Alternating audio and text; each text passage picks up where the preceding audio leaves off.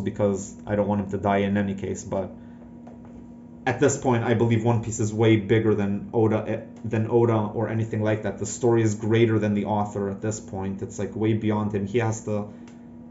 He is basically a servant to his own story and franchise because of the magnitude of how amazing the story is. So he better get it finished and make it come to a very satisfying ending and conclusion and not make it a rush job.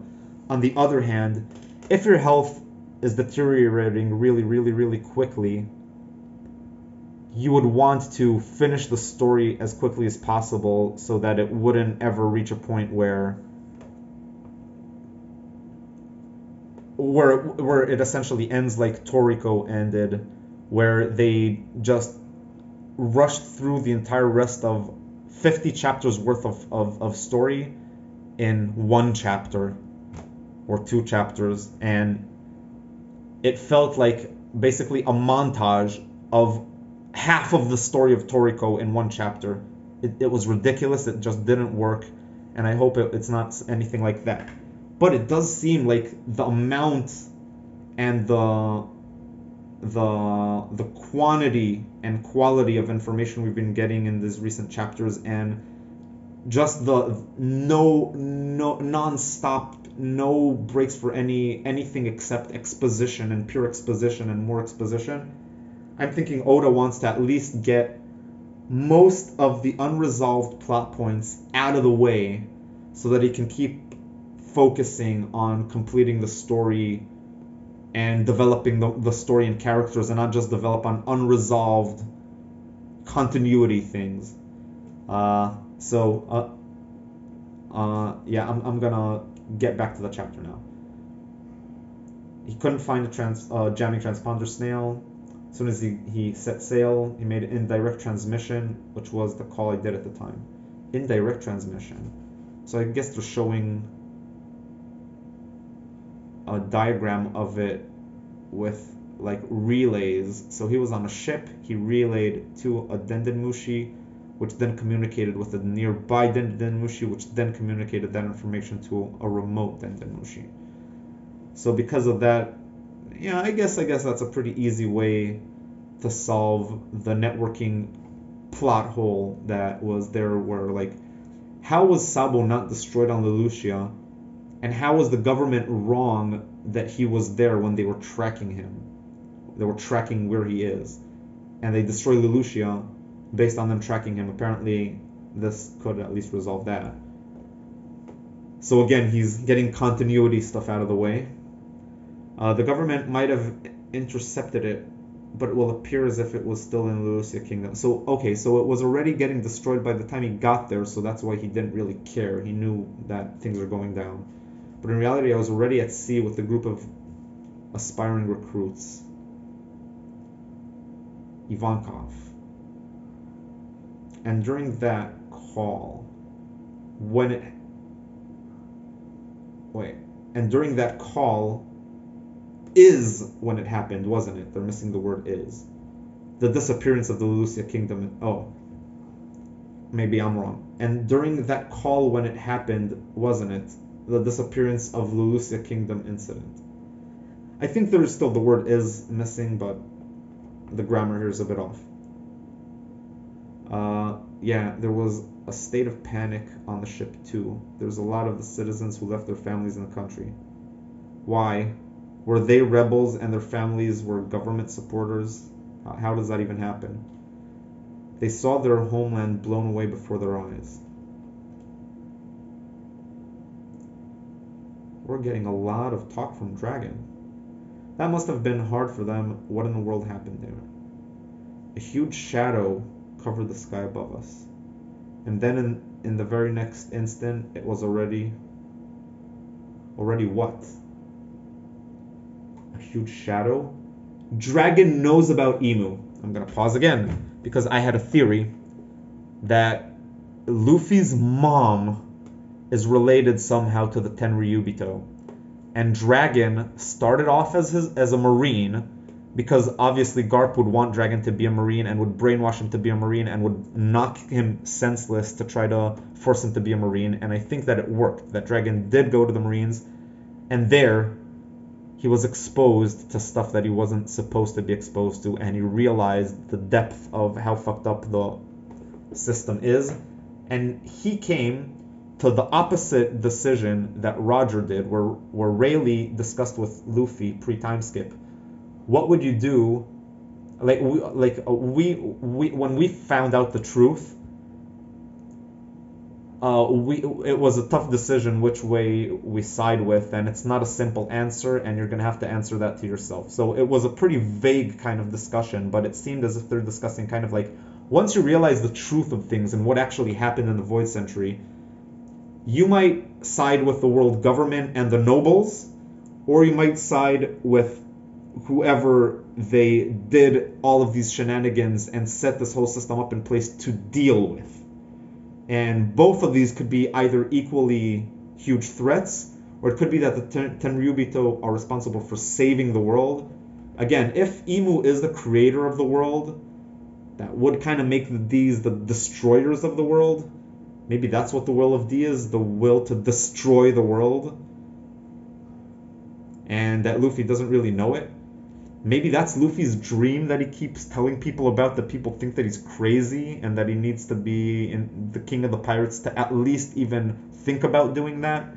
Maybe he's like the utter destruction of the entire government system or something like that. So the D might stand for destruction. That's where I'm standing at right now, just based on this chapter. Again, this chapter is changing a lot of my perceptions about things I previously held. A huge shadow. So Dragon seems to know about Imu. I can't really explain it, whether it was... Oh, that's why Imu needs it to be close. This power of Imu has range, and he was using Vegapunk's technology, but he was using the energy from Vegapunk's technology by himself by using his shadow power. Can't really explain whether it was a living thing or something naturally occurring. There was something pitch black flying above the clouds, which we know pretty much for sure is Imu. Sabu, you mentioned you mentioned someone named Imu just now, right? Wait, he just said a few chapters ago that he is not going to tell them because he doesn't want them to be in danger, so he's not telling them. But now he is telling them, because he just told Imu, right? Yeah. This story might sound out of this world, but 800 years ago, among the creators of this world... Ooh, so maybe they're not talking about an actual creator creating stuff out of imagination, but just creating the current paradigm of the world and the current system. From the first 20 kings, there was a king named Saint Imu from the Nerona family. Oda, what are you doing? This is literally ass-pull stuff. We've never heard of these guys before. But we do know that Shanks belonged to some kind of saint family based on film Red. Oda, I feel some ass-pulls coming to try to explain some certain things in your story and Shanks' connection to Tenryubito. Nerona family. We're gonna get... Oda's gonna resolve something with some backstory between two families we never fucking heard of, and it kind of, in a bad way, reminds me of the ending of Naruto where we get Kaguya Usutsuki. Speaking of the ending of Naruto, and yeah, I got it right here. In here, Kaguya Usutsuki, the Usutsuki family, completely new to the ending of the story. They only became relevant at like 2 feet before the finish line. And I feel that these kind of adding family names that we never got before feels kind of like that. Question mark, something in a shock of indication. Look at this. Is that a book? What kind of fucking book is that? They have history books? Where the fuck do they have history books from? Did the revolutionaries save the books from Ohara? And that's what we're looking at right now? That they're reading one of that?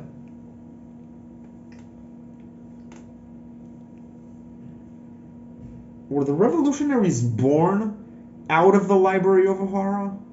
Were they born as an offshoot of the surviving books and people motivated by the information in those texts? In this world, they say there's an ability to make someone immortal, Law's ability, which means someone exists that has proven it right.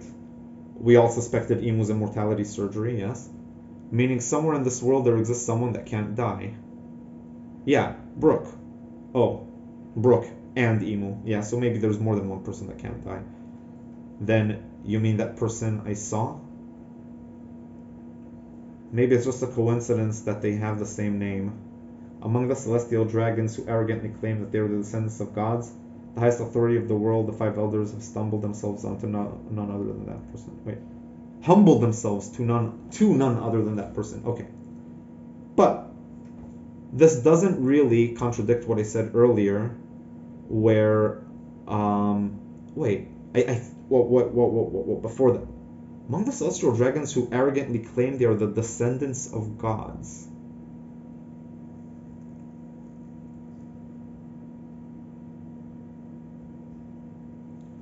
There is a creation of the world that is really relevant here. And I don't think they're claiming for nothing that they're descendants of gods. I think they are legitimately descendants of gods. Question is, what types of gods? Like dragon gods, because they're celestial dragons. Alien gods, because we know that aliens exist, because we've seen Enel's cover story. And we also know that the Ancient Kingdom has superior technology than anything that modern humanity in the One Piece world is able to accomplish. So alien tech would explain that very easily. Also, we've seen a giant straw hat looking object in Mary Joa, and it also Doflamingo talked about that thing as the treasure of Mary Joa, and that if he had it and he sat on the Iron Throne, then with it he could sit on the Iron Throne, with it and the immortality surgery. But I think it's a flying saucer or something like that. It's something alien related. That's my wild theory about the hat looking thing. It just so happens that flying saucers look like straw hats, and there is a space theme to One Piece that Oda seems to be implying and never really expanding on.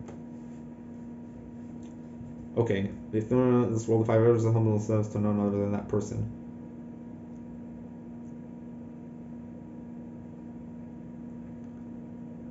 Okay, so basically this doesn't contradict what I was saying earlier about it being Lily, because I think the immortality surgery is not what people would think just on the face of it. People think immortality, so let's say what people would assume would be the case is that Law does some surgery, sacrifices his life, and then his life force somehow transforms the person he's performing the surgery on into an immortal.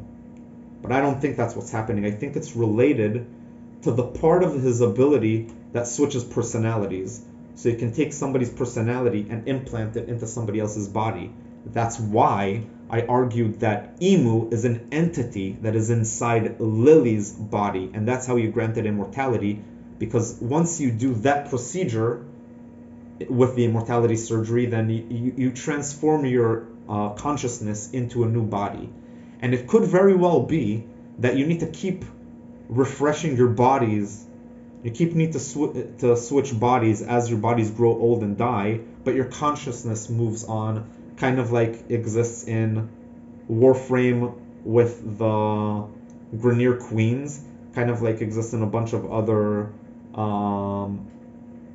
sci-fi universes, I would guess, but where, or Star Trek also has a bunch of different instances of this, where consciousness can be implanted into another body, and then that body is now the host of a consciousness.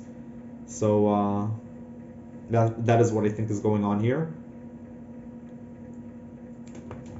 I'm not, but it could very well just be that the body, once you implant a personality into somebody's body, that body stays immortal. But another thing that I should probably mention, which is almost equivalent to this, which means that if it happened once, why couldn't it happen twice? You know who it could have happened twice to? Blackbeard with Zebek. I think Blackbeard has uh, Zebek as an entity inside his body, but I don't know if the same is true for Imu, but I think that they're sharing the body. They're basically two consciousnesses, two different souls inside of a single body. That's why he can have two devil fruit powers, and that's why he doesn't explode by having two devil fruit powers. One of them is Zebek Soul's devil fruit power, and the other one is Blackbeard's devil fruit power, so there's no conflict. That means he can't have more than two devil fruit powers for this theory to be true, but still, Zebek implanted his personality into Blackbeard's body. Chronologically, Blackbeard was born roughly around the time where Zebek died. Blackbeard has been never known to go to sleep, ever. And if you've seen Fight Club, that would kind of make sense, where you have a multiple personality disorder kind of person, where one of the personalities is doing the menial task and all that kind of stuff. And he feels that he has an insomnia, but that's because his alter ego takes over during the night and does other things during the night that he's completely not aware of. So, and probably the same would be true for Two-Face or other like fictional multiple personality disorder characters. So that's what I think is going on with Blackbeard as well. And Zebek is obviously communicating with Blackbeard and guiding him, and that's why Blackbeard seems to have such an enormous amount of success in all of his endeavors, because he's being guided by one of Roger's main competitors. That's why he also called his ship, he named his ship after Zebek as well. And Rox was a D, and Blackbeard is also a D. Again, all of these things seem to be tying together, so I think the immortality surgery is just implanting personalities into other people's bodies, which creates unique kind of new paradigms about those bodies, that they have unique bodies. That's actually one of the first things we heard about Blackbeard, that he has a unique body, or as if multiple people reside inside of his body. It was hinted all the way back in the Gaia arc before Skypiea. That's when they were discussing Blackbeard, and after the scene where after the first fight with Bellamy. That's when it happened, and they were discussing. There's very interesting exposition about Blackbeard and hints about his powers from there. But again, enough sidetracking. Let's keep going, because it seems that this chapter is still not over. The highest authority in this world, the five elder stars, have humbled themselves to none other than that person. One more thing. Huge Eva-chan. The thing you saw over the clouds that destroyed the country, assuming that was a weapon of the government, only Vegapunk can create something like that. How do you know Vegapunk so well? Oh, actually he does, doesn't he? Vegapunk's in connection with the Revs. Wait, Eva, Vegapunk wouldn't create a blatant weapon of mass murder like that, right? No, he created an infinite energy machine. He created a perpetual motion device, but all they have to do is connect the output of that to an amplifier, or just connect a bunch of these in series, and now you have infinite energy, which you could just do anything you want with, so it's not surprising. Vegapunk didn't build a weapon, he built an perpetual motion device. Then what if it's an ancient weapon? If Imu is a person from the ancient past, then it all makes sense. Like I said, I think Vegapunk is improving upon previously existing tech that he borrowed. The ancient weapons definitely do exist, Robin told us, but if they possess a weapon like that, oh, I really wish we would have a flashback of Robin's time skip, of Robin's voyage during the time skip with the Revs and all the discussions they had about the actual lore of One Piece, because you could give a lot of exposition in a flashback like that you don't have to dump in the Reverie flashback. Why did they never use it before? Why only now did they use it? Did we get the answer from Imu earlier because it was close and they wanted to test it? And could it be that simple? Today in the Holy One of Mary Jo, a celestial dragon was executed. I suspect I knew who it is. It's Mjolsgard, isn't it? There's no food, there's no bread, there's nothing but cake. However, this was not reported across the world, of course not. The one who passed judgment was the former king of a land called God Valley.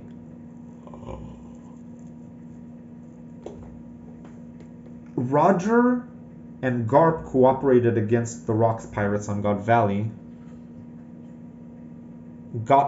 And the fight was based on something related to the Tenryubito.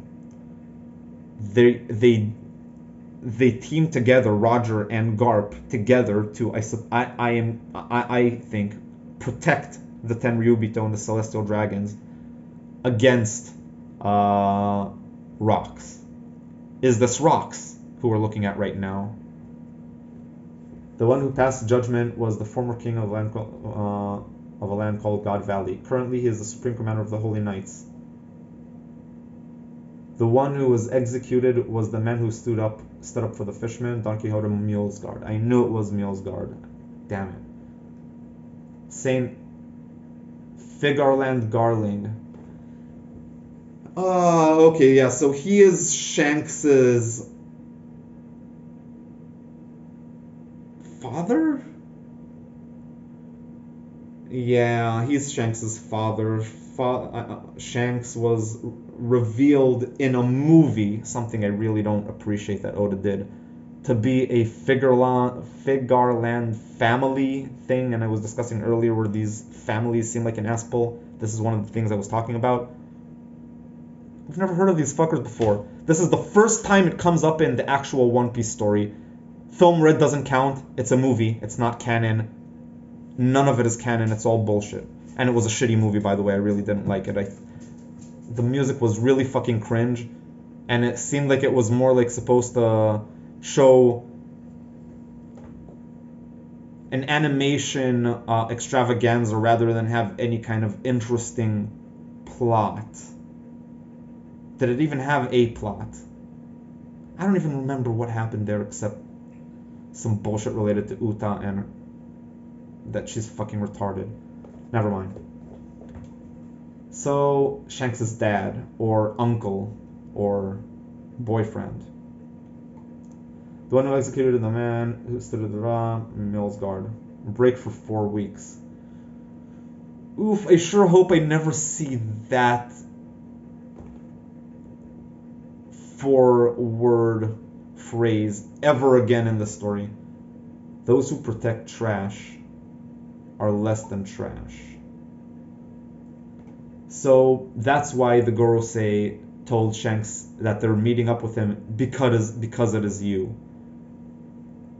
And I also figured that he's part of the Holy Knights because I figured that if Hoda brings up the Holy Knights, he's definitely going to have to show one of them soon because we haven't seen any of them ever. So it's an ass pull unless we get it really, really soon. Apparently, we got it in like 2 or 3 chapters ever since he brought him up. That is the end of the chapter.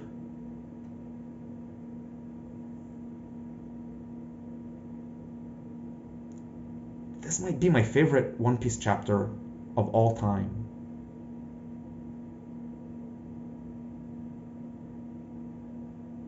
Have a good day, guys.